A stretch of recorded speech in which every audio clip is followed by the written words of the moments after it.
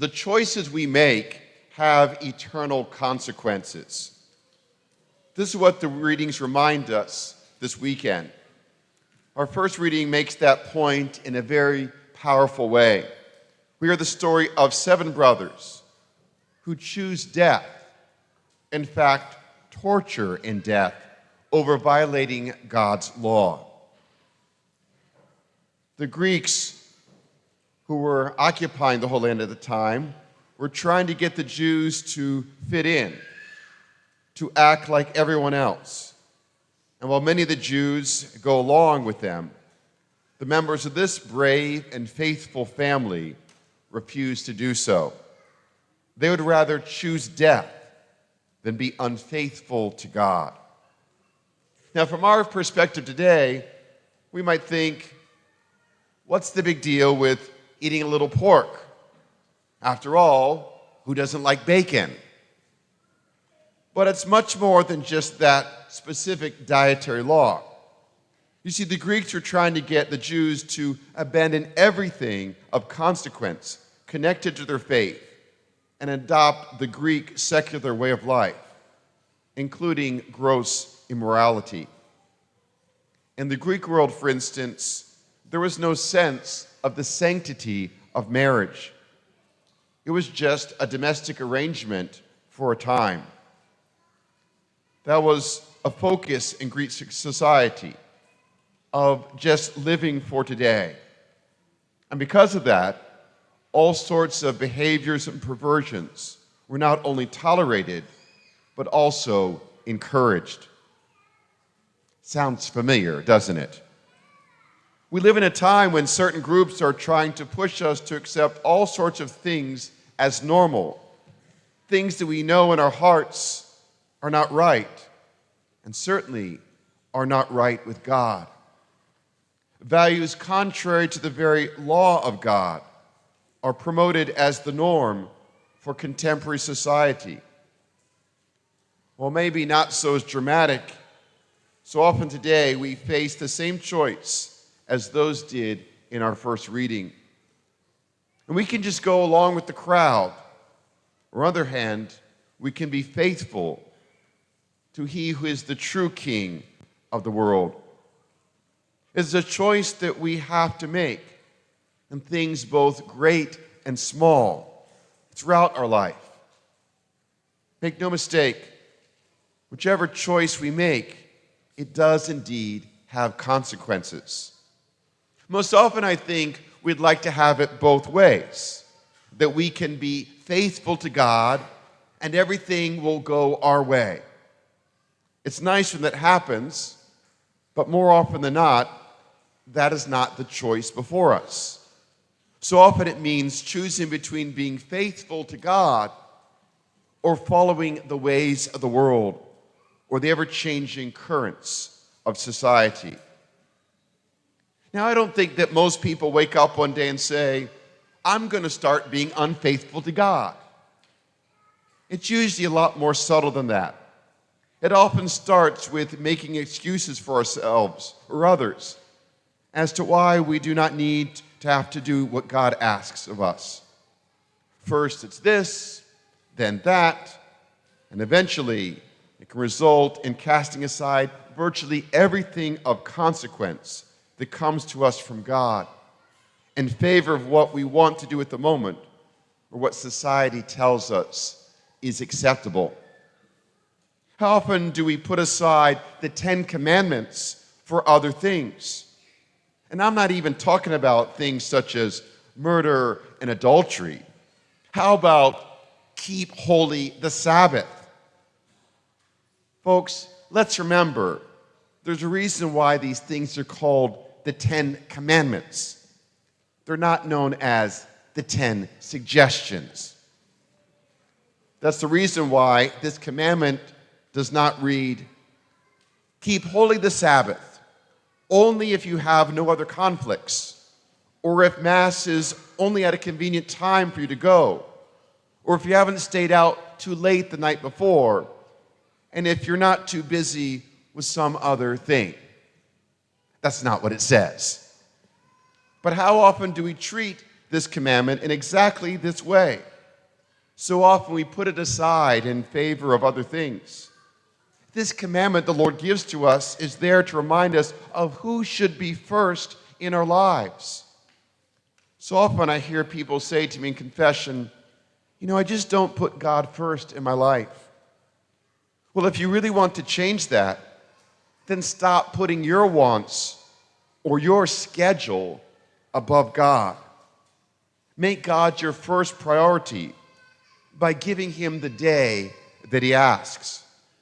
You'd be surprised how much else will fall into place if you do just that. If we go through the other commandments one by one, which I'm not going to do this morning, by the way, we see that we get into trouble when we put some immediate want or need over what God asks. Here are a couple brief examples. How many marriages would be saved if spouses stayed faithful to the promises they made instead of just following what they feel they want at the moment?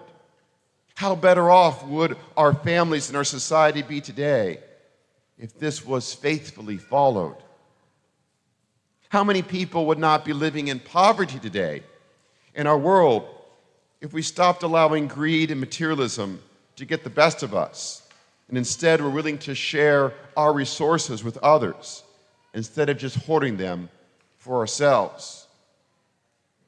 How many children would be alive today if doctors and parents simply followed the command of "thou shalt not kill" instead of trying to convince us that human life in the womb is not a child, but rather a choice? No, God's commandments are not some pie-in-the-sky ideal, but rather truths with tremendous consequences that have real and immediate impact right now in our lives and on those around us. In the gospel today, Jesus responds to the challenge brought forth by the Sadducees. The Sadducees were a priestly class surrounding the temple, and interestingly enough, the Sadducees did not believe in life after death. They only focused on earthly blessings, such as prosperity and posterity. The question the Sadducees asked Jesus is really not about marriage. It is merely a ridiculous scenario posed in a futile effort to try to entrap Jesus in some kind of theological error. Jesus, of course, does not fall for their trap, but rather uses it as an opportunity to foreshadow what will soon be revealed in its fullness, the resurrection from the dead. This is something worth reflecting on. Life with God in eternity is not just a continuation of this life.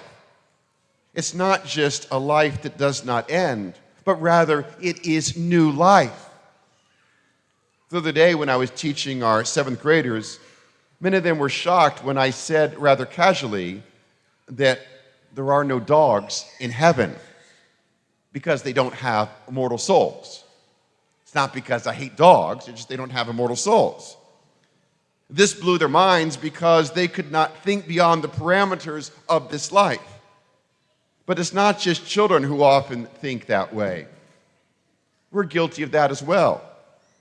How many times do we hear people describing heaven with merely attributes, such as that great golf course in the sky, or that peaceful fishing trip that never comes to an end, or a place filled with cherubs playing on harps, sitting around on clouds?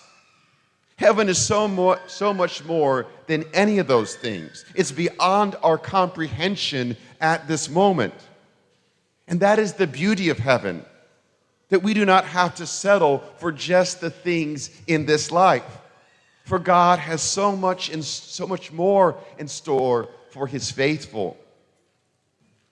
Truth be told, there's a certain incompleteness in this life. No matter what we do, no matter what we accomplish, no matter who we are with, we always long for more. Why is that? Is it because we are unappreciative for what we have, or we are ungrateful for the good things that come into our life? I don't think that's the case for most of us. Rather, it's because you and me, we've been made for so much more. Our hearts will never be satisfied completely with anything in this life. That's why, we see a professional athlete win a championship, something that they have worked for their entire life. And what's the first thing they want? To win another. You see, our hearts will never be satisfied in this world because our souls were not created to be limited by this world. There is so much goodness in this world. Yet at the same time, as we know, there's also sin and evil as well. That is why in God's ultimate plan of love and perfection, He does not want us to stay in this life forever, but rather calls us to a new and more abundant life. It's easy to forget this when we're constantly barraged with the things of this world.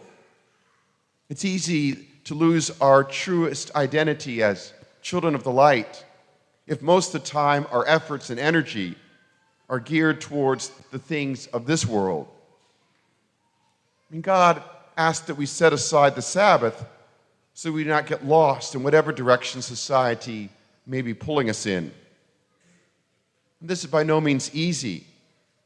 By ourselves, we are destined to fail. But as St. Paul reminds us in our second reading, we must rely on the Lord Himself to strengthen us and to guard us from the forces of the evil one.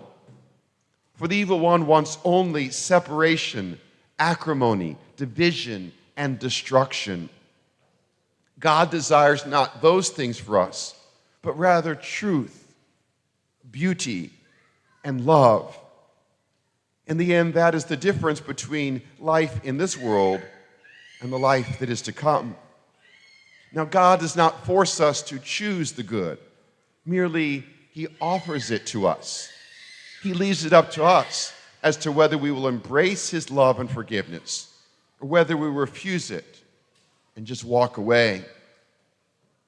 That is indeed the choice that is before us always. Whether we want the fullness of the life that God offers, or whether we merely settle for that life which is before us.